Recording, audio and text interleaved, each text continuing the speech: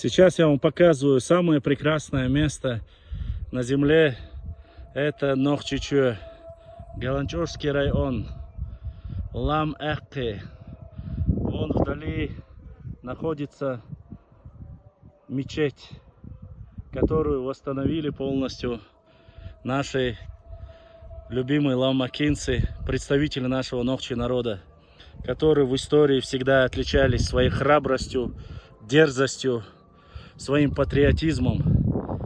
Вот в таких прекрасных горах жили и живут прекрасно Нохчи Тайп Лам-Эхке.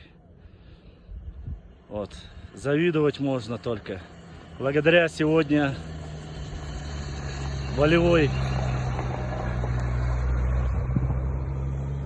волевому решению Нохчи народа, сегодня в Галанчожском районе Лам-Эхке может приехать любой желающий, особенно представитель этого тайпа.